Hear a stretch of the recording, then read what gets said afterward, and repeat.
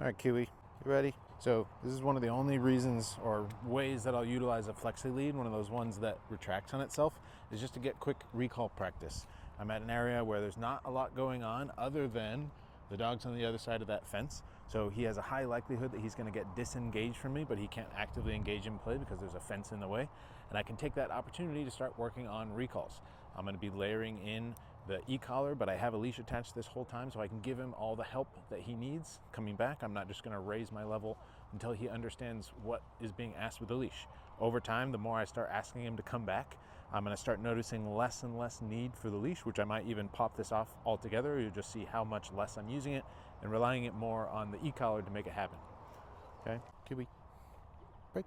So you can free him up, and he can even be on like low level, like sniff distractions. He doesn't need to be full up in the face of a dog yet, especially in the beginning.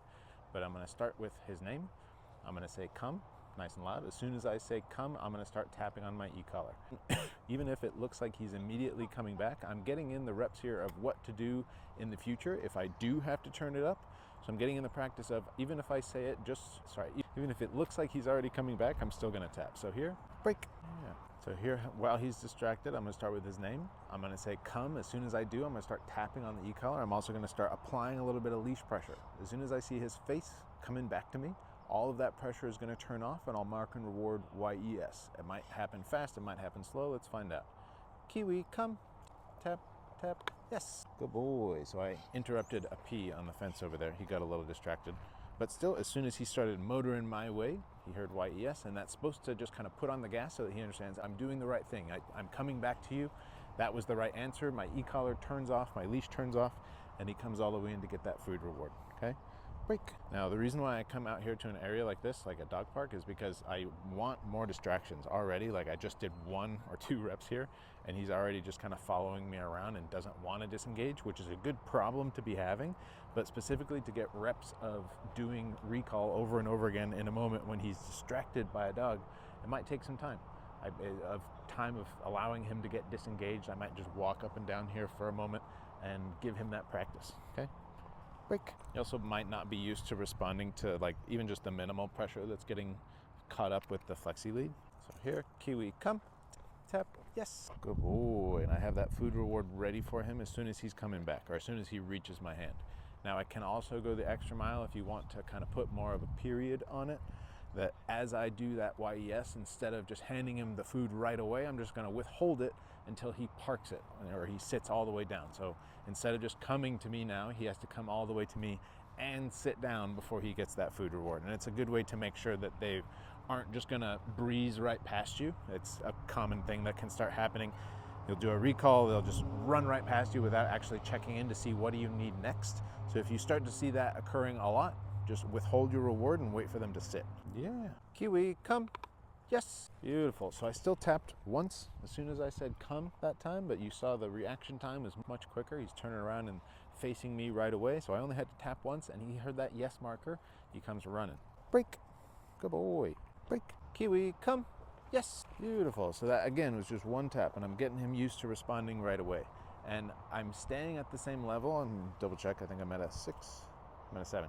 I'm at a 7 right now, and if a rep occurs where, all right, now there's a dog on the other side of the fence, I'm going to repeat the same thing, but I have the opportunity to slowly rise up if I need to. If that 7 isn't getting his attention away from a distraction like another dog, I might go up to like a 12. I generally go up in like 5 increments. So here, good moment of dog barking in the distraction, in the distance. So let's just check in here. Kiwi, come, tap, tap, tap. Yes. So there, it's like I had to tap multiple times to get his attention just from a dog barking in the distance. And that to me is a good indicator that I can go up just a hair. I'm going to go up from a 7 just to an 8. Just anticipating that these distractions are going to get harder and harder. Yeah, there might be a dog that comes in and gets really intense and like barky at the side of the gate here. I know for a fact now that 7 isn't going to be enough to get his attention off if, for example, there he was just distracted by a dog that was barking way in the distance. Yeah. So this is also kind of good research time for you to get used to what levels you need for what commands. Recall typically is a more difficult command where you might need a higher level because you're asking them to give up something that's pretty high value. Freedom most of the time is just valuable in itself. And then also the things that they might discover or find if they stumble upon a reward in the wild. I like the example of like if your dog finds a rotisserie chicken or a blueberry pie in the bush and you're trying to recall them off of that, well, there's no reward in the world that you could have practiced that is better than a roasted chicken. So having a level there, or at least the practice in their mind of what to do when you do need to start going up. Okay, that 7 isn't working to get you off of that food.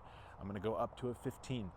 That 15 isn't going to immediately be this huge consequence. It's now just a firmer version of you saying, hey, no, seriously, come. I understand that you're standing in front of a very high value reward, but I'm still asking you to come. So Kiwi, come. Yes, beautiful. And I just tapped once there and he spun around real quick, mark and reward, and give him that reward when he gets to you. Nice job, bud. Break. This is perfect. Now we got somebody throwing a ball back and forth. He's going to have moments like this where he'll get really distracted. I'm not going to continuously recall him away and away every single time, because I want to start to take advantage of these moments where he's disengaged from me. If I keep doing it back to back without giving him a moment to actually enjoy this part, he's going to get annoyed. He's going to just stop disengaging altogether. Did you hear my hand going in my pocket? Kiwi, come. Yes. Good boy.